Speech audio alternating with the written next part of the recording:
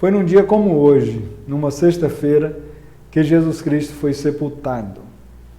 E é a respeito desse episódio, registrado por João, que eu quero ler o que se encontra no seu Evangelho e compartilhar as impressões que eu tenho a respeito do texto, a respeito dessa história por ele registrada. E, para tanto, eu leio o que está no capítulo 19 do Evangelho segundo João, a partir do versículo 38. Depois disso, José de Arimateia pediu a Pilatos o corpo de Jesus. José era discípulo de Jesus, mas o era secretamente porque tinha medo dos judeus. Com a permissão de Pilatos, veio e levou embora o corpo. Ele estava acompanhado de Nicodemos, aquele que antes tinha visitado Jesus à noite. Nicodemos levou cerca de 34 quilos de uma mistura de mirra e aloés. Tomando o corpo de Jesus, os dois o envolveram em faixas de linho, com as especiarias de acordo com os costumes judaicos de sepultamento. No lugar onde Jesus foi crucificado, havia um jardim, e no jardim um sepulcro novo, onde ninguém jamais fora colocado, por ser o dia da preparação dos judeus, e visto que o sepulcro ficava perto, colocaram Jesus ali. Esse texto, ele fala a respeito do sepultamento de Jesus. E ele tem alguns elementos que particularmente me faz rir. Eu acho graça, eu acho engraçado, lúdico, cômico. E quais são esses elementos que provocam em mim risos e que eu acho tão engraçado? Os elementos é quem faz o sepultamento de Jesus. O João diz que é José de Arimateia. A descrição a respeito desse homem é que diz que José era discípulo de Jesus, mas o era secretamente. Olha que contradição, que coisa mais curiosa. O próprio Jesus ensinava que aquele que se envergonhasse dele, de suas palavras, o Filho do Homem se envergonharia dele diante de Deus quando viesse na sua glória. Seguir a Jesus de forma secreta? Ele seguia, mas agora ele está aqui acompanhado de Nicodemos. E quem é Nicodemos? O João também descreve, diz, olha, Nicodemos é aquele que antes tinha visitado Jesus à noite, porque também ele temia os judeus.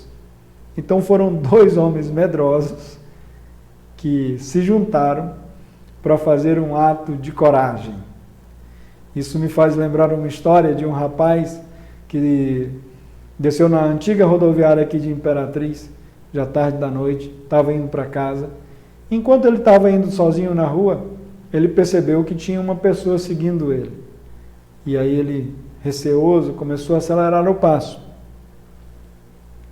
Imediatamente ele percebe que aquele homem que estava o seguindo também acelerou o passo. Aí ele começa a correr, e a pessoa que vem atrás dele começa a correr também. E aquele que vinha atrás correu mais rápido que ele, até emparelhá-lo. E quando ele estava do lado, ele perguntou, ei, o que foi que você viu? Diz para mim, pelo amor de Deus. Os dois homens estavam com medo, eram dois medrosos na rua, um fazendo companhia para o outro. Quando eu lembro dessa história do rapaz que desceu na rodoviária, na antiga rodoviária de Imperatriz, e leio esse texto, eu vejo algo muito comum. São dois homens que por algum motivo tiveram muito receio, José de Arimateia, o Nicodemos, eles viveram momentos de medo de professar a fé, de assumir as suas convicções, mas agora eles estavam aqui fazendo um ato de coragem. Talvez você leia isso e se identifique, talvez você está vivendo uma situação como essa, de carregar no peito uma convicção, mas a semelhança de José de Arimateia, antes desse episódio, está fazendo isso de forma secreta. Por alguma razão, por algum motivo, você tem receio de professar isso publicamente. Talvez você pense que se você falar isso publicamente, externar isso para todo mundo, pode ser que você tenha algum prejuízo nas suas relações sociais. E eu digo a você honestamente que é muito provável que sim. É provável que você sofra algum prejuízo nas suas relações. Pode ser que você passe a ser visto com um olhar preconceituoso, pode ser que você sofra algum tipo de retaliação no seu ambiente de trabalho, no meio da sua família. Às vezes a pressão e a resistência pode vir dentro da sua própria casa. A partir de um esposo, da esposa, a partir dos filhos, dos pais, pode ser que algum deles ou todos eles não ache legal essa decisão que você tomou. Isso pode ter alguma má consequência para você. Mas pode ser que isso também não aconteça. Pode ser que você tome a sua confissão pública e a vida continue mais ou menos como já está. O fato é que, independentemente de quais sejam as consequências disso, é que quando a gente professa aquilo que a gente acredita, quando a gente dá publicidade àquilo que está no coração, isso é uma experiência absolutamente libertadora. E é muito bom quando a gente vive essa coerência de andar, uma coerência entre aquilo que está no coração e aquilo que é professado pela boca. Quando a boca não nega o que está no coração. Isso é maravilhoso, isso é muito bom, é libertador. E quando eu leio por isso, se você está vivendo essa experiência, essa dubiedade, eu lhe encorajo a assumir publicamente aquilo que está no mais íntimo do seu ser, e você vai experimentar o regozijo, o prazer que isso vai dar a você. E quando eu leio esse texto, algumas lições me vêm ao coração. E a primeira delas é que ninguém deve, em nenhum momento, desprezar ninguém. E ninguém deve ser desprezado porque o homem medroso de hoje pode ser o homem corajoso de amanhã. José de Arimateia e Nicodemos, ontem, eles eram homens medrosos. Na sexta-feira, depois que Jesus morreu, eles ganharam coragem e fizeram o sepultamento de Jesus. Mas também eu aprendo que a gente não deve superestimar ninguém, porque o homem corajoso de hoje pode ser o homem medroso de amanhã. Aonde estavam os discípulos de Jesus? Aqueles que há tão pouco tempo disseram que estavam prontos e preparados a morrer com Jesus, se necessário fosse. Agora, eles estavam exatamente escondidos. Então veja que esse texto ele descreve a vida, porque é assim que a vida se dá. Na vida não existe a vida não é comparada a uma escada, em que a gente todo dia dá um passo para frente, ou um passo mais alto. Olha, hoje eu estou um degrau mais maduro, amanhã eu estarei um outro degrau mais maduro. Por que quem não se lembra da declaração do apóstolo Pedro, quando perguntado por Jesus, vocês, o que dizem que eu sou? E Pedro disse, tu és o Cristo, o Filho de Deus.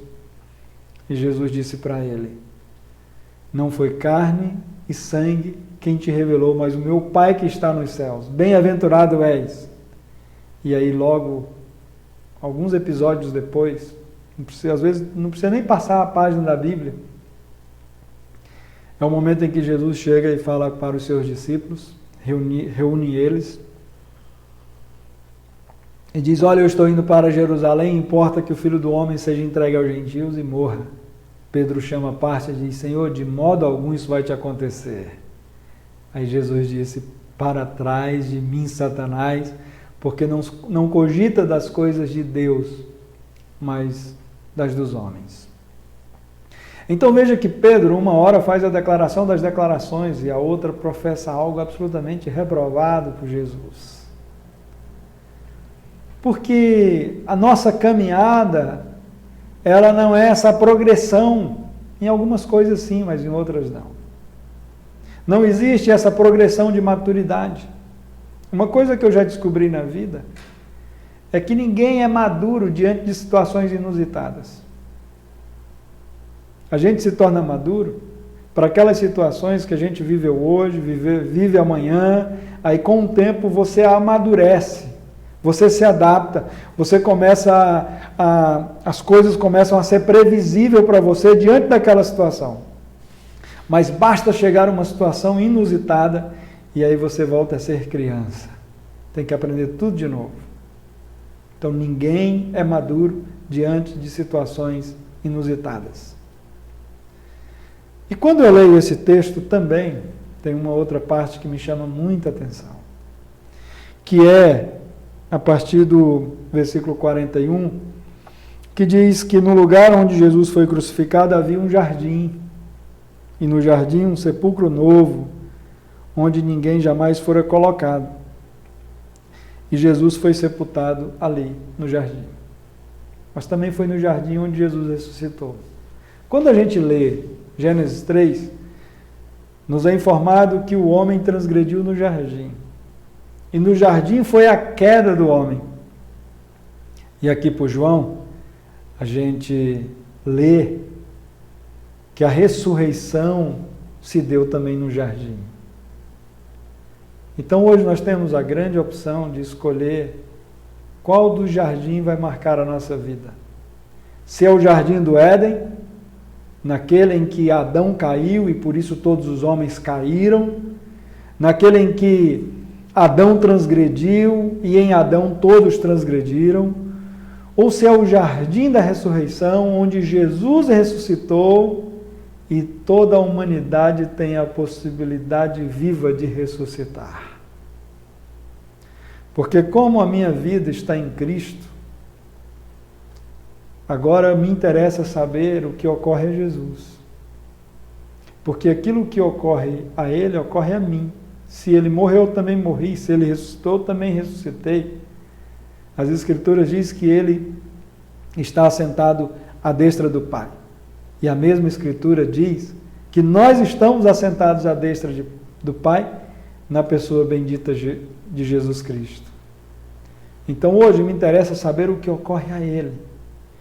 E para isso eu vou ler um texto do teólogo alemão Bonhoeffer, que inclusive no dia de ontem completou 75 anos da sua morte. Há 75 anos atrás, no dia 9 de abril de 1945, Bonhoeffer foi morto, executado, num campo de concentração nazista. E esse teólogo, ele escreveu algumas coisas que me impactam muito. E dentre esses textos, eu quero ler para você. Bonhoeffer diz o seguinte: não é na nossa vida que cumpre provar-se ainda o auxílio e presença de Deus, mas são antes a presença e auxílio de Deus que nos ficaram demonstrados na vida de Jesus Cristo.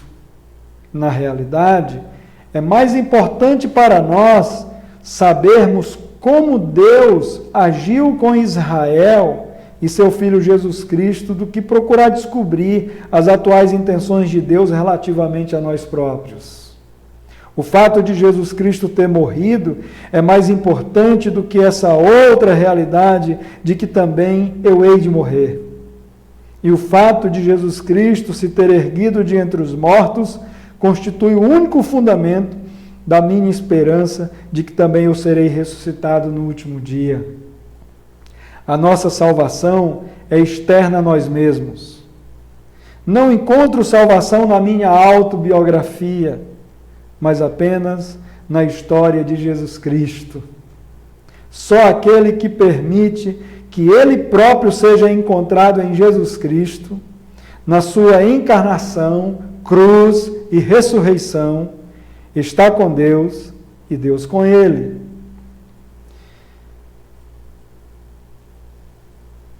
À luz desses fatos, toda a leitura devocional das Escrituras se reveste dia após dia de maior significado e se torna mais salutar. Aquilo que chamamos a nossa vida, os nossos problemas, a nossa culpa, de forma alguma corresponde a toda a realidade. Ali nas Escrituras é que estão a nossa vida, a nossa necessidade, a nossa culpa e a nossa salvação. por ter sido do beneplácito de Deus atuar ali a nosso favor, e só ali que seremos salvos. Só nas Sagradas Escrituras é que aprendemos a conhecer a nossa própria história.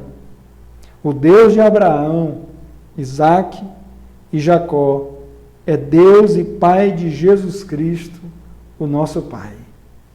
Hoje, nós temos essa bendita opção de fazer com que a nossa história faça parte da história do Cordeiro.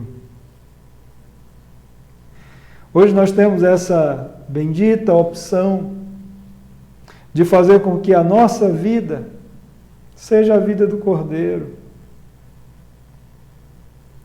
De que a vida dele seja nossa, de que a morte dele seja nossa, que a ressurreição dele seja nossa. O que ocorreu a ele, ocorreu àqueles que decidem viver por ele. É por isso que Jesus olhou para os seus discípulos, para aqueles que estavam nele, e disse: não temam, eu venci o mundo. Se eu venci, vocês também vencerão. Se eu venci, vocês também são vencedores. Por isso que o apóstolo Paulo disse que em Cristo Jesus nós somos mais do que vencedores. Jesus nos deu a vitória. Ele não apenas venceu, mas Ele também nos concede a nossa vitória. Por isso é que devemos viver nele o tempo todo, estar nele, se debruçar nele, de todo o nosso coração, para que a nossa vida de fato tenha sentido e tenha significado. Eu espero que a palavra do Senhor toque profundamente o seu coração.